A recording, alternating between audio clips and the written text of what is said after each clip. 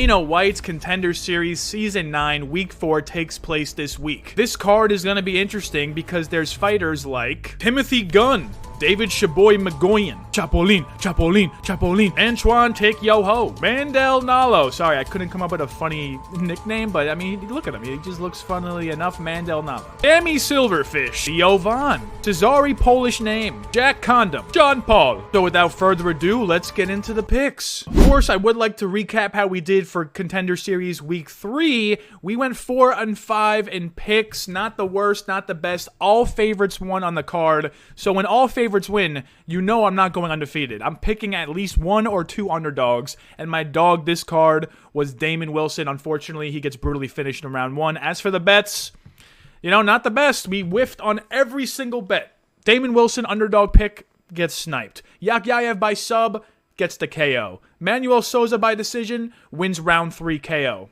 Very close to hitting that. Ryan Gondra decision wins in the first 2 minutes. I mean, sometimes you're going to have these weeks for Contender Series where they actually go out and do what they're supposed to do. Sometimes, like, you look at the footage, you analyze the film, and you think, oh, if these guys get matched up, it might be a slop fest. I don't think either guy will actually push forward. Turns out sometimes they do push forward, and this week we're going to do much better, I predict. Oh yeah, and just an FYI, we are 13-2 this season. We have 2 wrong picks. Damon Wilson and George Mangos. Everyone else has slapped. First fight on the card is Tommy McMillen taking on David Mgoyan. Now here's what you should know about Tommy McMillen. He is a proven finisher, 3 KOs, 5 submissions. His last 4 fights have been won by submission, 3 of them by guillotine. He is 6-0 on the amateur level. This guy has a long history of fighting. He is 27 years old in this matchup compared to David Mgoyan, who's only 21. He's fought way more fights than David Mgoyan, way more experience, trains with Tim Welsh. He has mainly fought at Fusion Fight League, which is something I don't like. I haven't really heard of Fusion Fight League. That's probably some bum promotion, if we're being honest. No real step-ups on his resume. But one thing I do like about McMillen is he has fought at bantamweight, lightweight, and featherweight. So he's probably going to be the bigger, stronger fighter in this fight. David Mgoyan, on the other hand, he's got 5 KOs, a sub, a decision. He trains at American Top Team. His main training partner is Arman Saryukian. He did fight at the LFA. He got a ground and pound KO win. And honestly, ground and pound guy versus high-level jiu-jitsu guy, what usually happens when the ground and pound guy doesn't have the best resume? Usually the jiu-jitsu guy finds the submission. In this one, David Mgoyan doesn't have nearly the level of fight experience that Tommy McMillen has. David Mgoyan's strategy to win this fight is going to be to shoot infinite takedowns, get this fight to the ground, and I think Tommy McMillen is going to entertain that. I think Tommy McMillen will be the stronger guy in the cage, and for those reasons, I'm going with Tommy McMillen to win this fight by submission. Quick disclaimer, I am making this video about a week in advance from the card, so there are no betting lines available. So there's a good chance that I just picked 5 straight favorites, or there's a good chance I picked 5 straight underdogs. Don't sue me if I pick no dogs, okay? I know that my thing is picking underdogs, but I do not know who the underdog is. So this might be my best week of picks because it's completely unbiased. Next fight on the card is Eduardo Henrique taking on Antoine Ho. Now here's what you should know about Eduardo Henrique. He's got 7 KOs, 4 submissions, 3 decisions. He does have a submission loss, and he does have a decision loss. The gym that he trains at, I've never heard of, so take that with a grain of salt. He does have a shiny record, 14-2. He went 4-1 in the LFA, 3-fight KO streak as well. He's also mainly a striker. He's got decent jiu-jitsu, as does every Brazilian. And one thing that's really important, he was the #1 pick on last season's Tough and lost in the first round to eventual winner Joseph Morales. Joseph Morales got a rear naked choke on him. He also got subbed by Clayton Rodriguez on the regionals. So if Antoine Ho were to win this, he would have to employ grappling. Antoine Ho, on the other hand, he's got 4 KOs, 1 sub, 2 decisions. He's 7-0 in LFA, but he never fought for the LFA flyweight title because the LFA flyweight champion is actually Eduardo Henrique. So, funnily enough, these guys have never fought each other. This should be an LFA title fight, but we're actually getting it on the Contender Series. The only way I think Antoine Ho wins this is by some kind of random flash KO, which I don't think is going to happen, or Antoine Ho actually offensively grapples, which I also think is not going to happen. So for those reasons, I'm going with Eduardo Chapolin Henrique to win this fight by KO. We just saw Antoine Ho get KO'd by Loner Kavanaugh on last season's Contender Series. And now he's getting put up against a guy that has even more KO power, even more KO wins, even more MMA experience. So we're going with Chapolin. Next fight on the card is Mandel Nallo taking on Samuel Silva. Mandel Nallo, here's what you should know. He's had 16 pro fights. All 16 fights have finished inside the distance, whether he's the one getting finished, he has 2 KO losses, 1 sub loss, or he's the one finding the finish. He's got 7 KO wins, 6 sub wins. He trains at TriStar with Faraz Zahabi, so you know he's going to have some good striking. He went 4-3 in Bellator, so he kind of looks like a win-loss fighter. I don't really like his prospects for the UFC. He's not fought in 13 months. 2 of his last 3 wins are by rear naked chokes, which he's not going to get on Samuel Silva.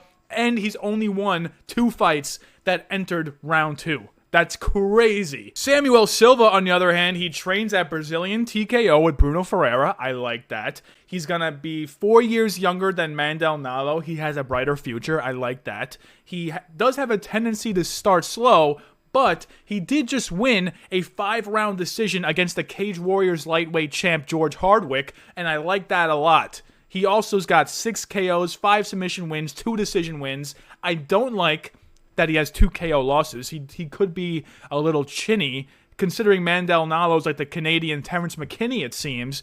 But with all that being said, I think Samuel Silva can actually win this fight by decision. I think he's the better minute winner. I think Mandel Nallo, the only chance he has is to go all in the first round, try to get a sub, and I just don't see that happening. So I'm going with Samuel Silva, the current Cage Warriors lightweight champ, to win this fight by decision. Next fight on the card is Theo Haig taking on Cezary Oleksiejczuk. Theo Haig is interesting. He's 6-0 with 6 submission wins, 2-0 at Bellator, 2-0 at LFA, trains at AKA, which is a really good gym, super high-level grappler, decent level resume. So there is a lot to like about Theo Haig.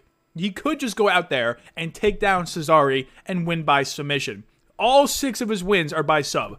This is a resume that I have not come across in a very long time. Cezary Oleksiejczuk, on the other hand, is actually Mikhail Oleksiejczuk's brother. He's got 8 KOs, 2 subs, 5 decisions. He does have a sub loss, which is important. And he also had a 30-fight amateur career going 23-7.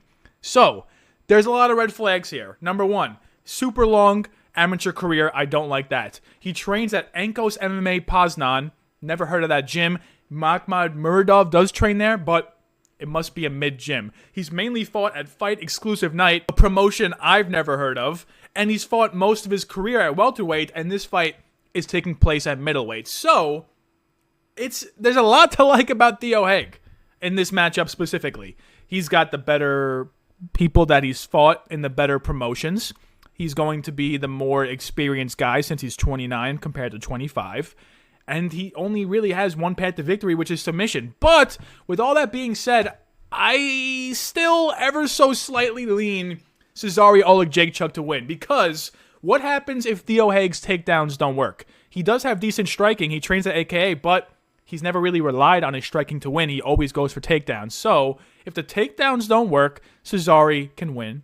If this stays standing for a long period of time, I think Cezary wins all those exchanges. And Cezary has just fought in way more MMA fights. There's no way he's never fought someone similar to Theo Haig, someone that's going to try to take him down and grapple him. I think Cezary is going in here very motivated to win, number 1. And he's at the point in his career where he's going to be ready to make the UFC jump. Honestly speaking, I don't have a good case for Cezary Oleksiejczuk, okay? Now that I'm looking at it, after I did all the research, I kind of want to take Theo Haig by sub, but I'm sticking with my read, all right? Sticking with Cezary Oleksiejczuk to win by decision. Next fight on the card is Jack Congdon taking on Jean-Paul Lebosnoyani.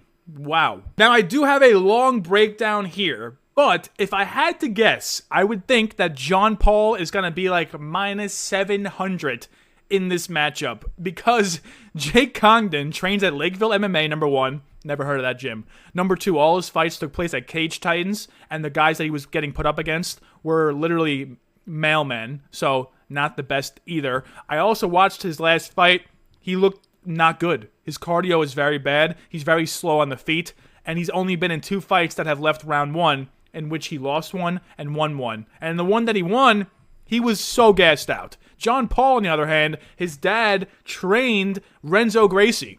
Crazy stuff. He trains at Cobra Team MMA. He has a self-owned gym. 7-1 in LFA. He's fought by far the higher level of comp. This guy should go out there and submit Jack Congdon. One of my most confident reads on this entire card. I'm going with John Paul to win by sub. His dad is a jiu-jitsu god. He is a jiu-jitsu god. Over 500 BJJ matches on his resume, including one against Cody Steele. I believe he lost that one. But still, high-level grappler. He does have 2 KO losses, but it's not because he was chinny. Both of them, actually, were because of doctor stoppage or early stoppage. No one has actually flatlined this guy, and I'm not expecting Jack Congdon to be the first guy to do it. All that being said, here are my final predictions for Week 4. We're taking Lebosnoyani by sub round 1. Oleksiejczuk by decision.